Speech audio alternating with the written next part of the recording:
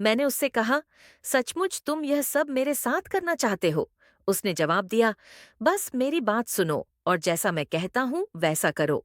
मैंने हैरानी से कहा, अरे मैं तुम्हारी बीवी हूँ, तुम मुझसे ऐसा कैसे कह सकते हो?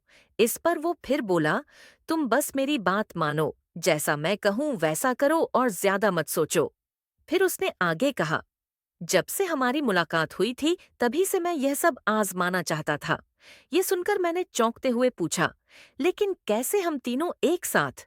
उसने कहा, बस थोड़ा इसके बारे में सोचो। कल्पना करो कि जब हम तीनों साथ होंगे तो क्या होगा। अपने पति की यह बात सुनकर मैं कुछ पल के लिए अपने ख्यालों में खो गई और सोचने लगी।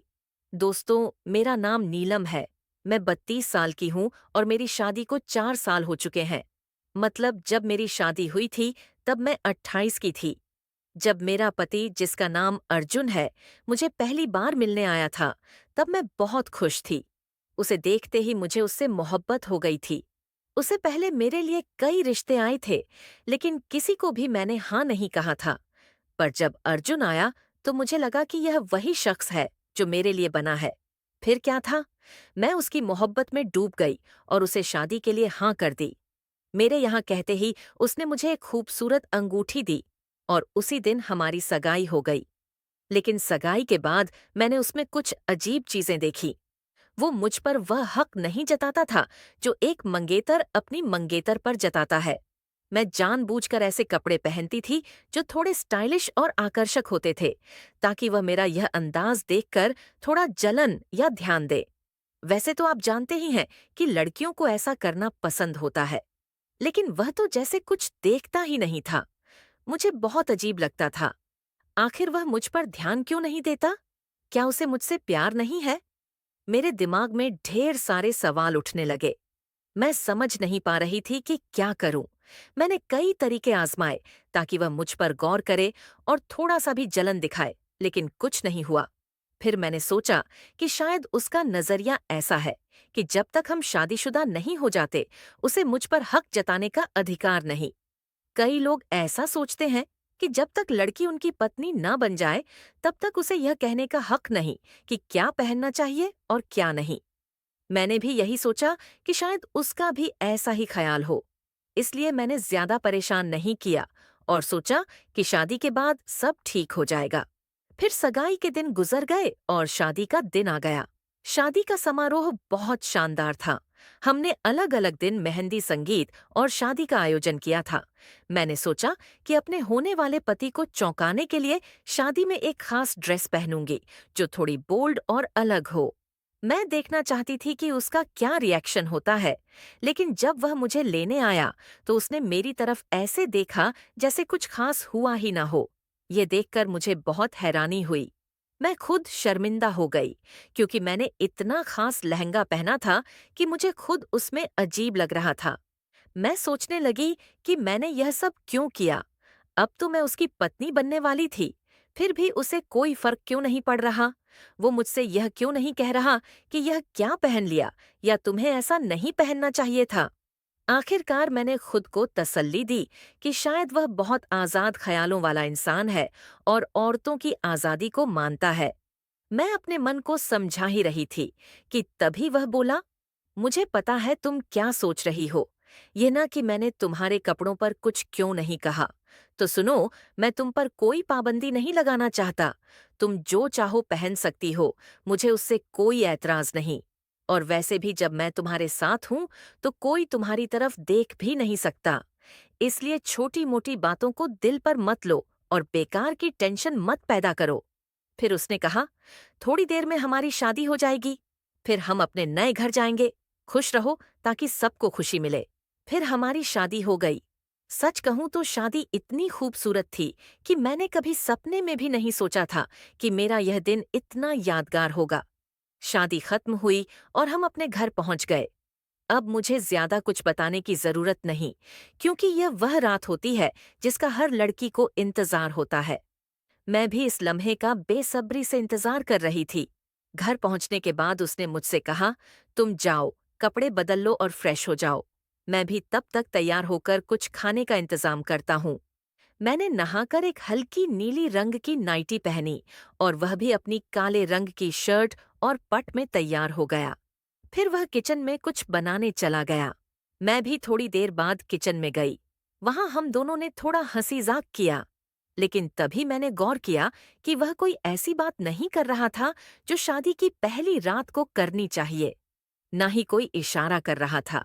मैंने सोचा कि शायद वह शर्मा रहा हो, तो मैंने खुद बात शुरू की। मैंने उससे पूछा, क्या कर रहे हो? उसने कहा, तुम्हारे लिए कुछ हल्का खाना बना रहा हूँ। मैंने कहा, नहीं मुझे खाना नहीं चाहिए, मुझे तो बस तुम चाहिए।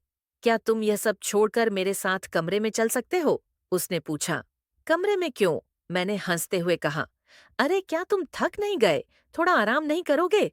लेकिन तभी उसका चेहरा अचानक बदल गया। वो थोड़ा गंभीर हो गया और बोला, यम बैठते हैं ना? यह सुनकर मैंने कहा, यह तो अजीब बात है। वैसे कमरे में जाने की बात तो तुम्हें करनी चाहिए थी। ना मुझसे क्यों उम्मीद कर रहे हो? उसने कहा, नहीं, मेरा मतलब था कि आज रात बस थोड़ा सुकून से बैठते हैं। शादी की थकान है और पिछले दिनों में बहुत भाग दौड़ हुई है। वैसे भी कल पूरा दिन हमारे पास है। मुझे थोड़ा अटपटा लगा, लेकिन मैंने ज्यादा कुछ नहीं कहा। इसके बाद वो हर दिन कोई न कोई बहाना बनाता रहा।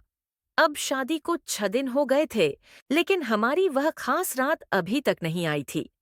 मैं बहुत परेशान थी कि मेरा पति आखिर ऐसा क्यों कर रहा है। फिर शादी के 7वें दिन उसने मुझसे कहा, सुनो, मेरा एक दोस्त है। मैंने उसे आज घर बुलाया है। वो आज हमारे साथ यहाँ रहेगा। तुम्हें कोई दिक्कत तो नहीं ना? यह सुनकर मैं हैरान रह गई और बोली, ये क्या बात हुई? ये तो बहुत अजीब है। उसने कहा, अजीब क्यों लग रहा है तुम्हें? मैंने कहा, अरे, हम अभी-अभी शादीशुदा हुए हैं। ये वक्त सिर्फ हमारा होना चाहिए और तुम अपने दोस्त को बुला रहे हो, वो भी मुझसे बिना पूछे। फिर वो गंभीर होकर बोला, अच्छा, एक बात करनी थी तुमसे। मैंने कहा, हाँ बोलो, मैं सुन रही हूँ। उसने कहा, अगर हम कुछ नया आजमाएं तो कैसा रहेगा? ऐसा कुछ जो शायद किसी ने अपनी शादी की शुरुआत में न किया हो। यह सुनकर मैंने चौंक कर पूछा, नया कैसा नया, साफ साफ बताओ? उसने कहा, मेरा दोस्त बहुत स्मार्ट और मजबूत है। उसकी पर्सनालिटी कमाल की है। वो हमारी मदद कर सकता है। इसमें बहुत मजा आएगा। यह सुनकर मैंने हैरानी से कहा, मुझे कुछ समझ नहीं आ रहा, साफ बताओ। तब उसने पूरी बात खुलकर बताई। जैसे ही उसने अपनी बात खत्म की, मैं सन्न रह गई। मुझे ऐसा झटका लगा कि मैं कुछ बोल ही नहीं पाई। गुस्से में मैंने कहा, क्या तुम पागल हो गए हो? ये तुम क्या बोल रहे हो? मैं तुम और तुम्हारा दोस्त एक साथ? नहीं, कभी नहीं। तुम्हें होश भी है कि तुम क्या कह रहे हो? मैं कोई खिलौना नहीं हूं जिसे तुम अपने दोस्त के साथ बांट लो। ऐसा सोचना भी मत। मुझे अपने पति की बात सुनकर बहुत धक्का लगा। वो कह रहा था, बस एक बार आजमा कर देखो, तुम्हें खुद मजा आएगा। फिर तुम खुद मुझसे यह मांगोगी और इसके बिना रह भी नहीं पाओगी। मैंने गुस्से से कहा, नहीं, मुझे नहीं पता कि तुम्हारे दिमाग में क्या चल रहा है, लेकिन यह गलत है। तुमने कुछ गलत तो नहीं खा लिया? उसने कहा, नहीं, मैंने कुछ गलत नहीं किया। मैं बस चाहता हूं कि हम तीनों साथ में खुश रहे। वो तुम्हें बहुत खुशी देगा, जिससे मुझे भी सुकून मिलेगा। सब कुछ रोमांचक होगा। मेरी बात मानो, तैयार हो जाओ, तुम्हें अच्छा लगेगा। मैं अंदर से घबरा रही थी। मुझे समझ नहीं आ रहा था कि क्या करूं। मैं पूरी तरह हिल गई थी। लेकिन मैं भी बहुत उलझन में थी और किसी तरह इस परेशानी से बाहर निकलना चाहती थी। मुझे लगा कि शायद वो मजाक कर रहा हो और थोड़ी देर में कहेगा, अरे मैं तो बस तुम्हें चिढ़ा रहा था। लेकिन ऐसा कुछ नहीं हुआ। फिर अचानक उसका दोस्त आ गया। हमने साथ में खाना खाया। फिर अर्जुन ने कहा, चलो अब हम तीनों अंदर चलते हैं। मुझे कुछ समझ नहीं आ रहा था कि क्या हो रहा है। उस वक्त मैं जैसे एक रोबोट बन गई थी, जो बस वही कर रही थी जो उससे कहा जा रहा था। मुझे पता ही नहीं था कि मैं कहाँ जा रही हूँ और मेरे साथ क्या होने वाला है। फिर जैसे ही हम कमरे में गए, लाइट्स बंद हो गई। सब कुछ अंधेरे में डूब गया। मैं समझ नहीं पा रही थी कि क्या हो रहा है। सब कुछ धुंधला था। मुझे यह भी नहीं पता था कि कौन क्या कर रहा है या मेरा पति कौन है। लेकिन मुझे बस इतना याद है कि उस वक्त मैं बहुत खुश थी। मुझे एक साथ कई सारी खुशियां मिली थी जिन्हें मैं बयान नहीं कर सकती। फिर यह सिलसिला कई सालों तक चलता रहा। अब मैं खुद नहीं जानती कि यह सब कैसे बताऊं। लेकिन सच कहूं तो यह मेरे लिए एक लत बन गई है। अब मैं अपने पति के दोस्त के बिना ये सब नहीं कर सकती। पर अब मुझे एहसास होने लगा है कि यह गलत है। ये एक तरह का पाप है। मैं कहीं न कहीं इससे थक गई हूँ और इससे बाहर निकलना चाहती हूँ। इसलिए मैं आप सबसे मदद माँगने आई हूँ। मुझे बताइए कि मैं इस हालात से कैसे निकलूँ? मैं ये सब छोड़ना चाहती हूँ, लेकिन यह भी सच है कि मैं अब उन दोनों के बिना अधूरी महसूस करती हूँ। तो अब मैं क्या करूँ? मैं आप सबकी सलाह जानना चाहती हूँ कि मुझे क्या करना चाहिए और इस हालात से कैसे बाहर आना चाहिए। मुझे आप पर भरोसा है। कृपया कमेंट में अपने सुझाव दें। मैं आपके जवाबों का इंतज़ार करूँगी और उन्हें ध्यान से पढ़ूँगी। तो दोस्तों, यह थी मेरी आज की छोटी सी कहानी। आपको यह कहानी कैसी लगी? कमेंट करके ज़रूर बताएं। अगर आपको यह कहानी पसंद आई हो, तो इसे लाइक करें और अपने दोस्तों के साथ शेयर करें। आगे भी ऐसी ही दिलचस्प कहानियों के लिए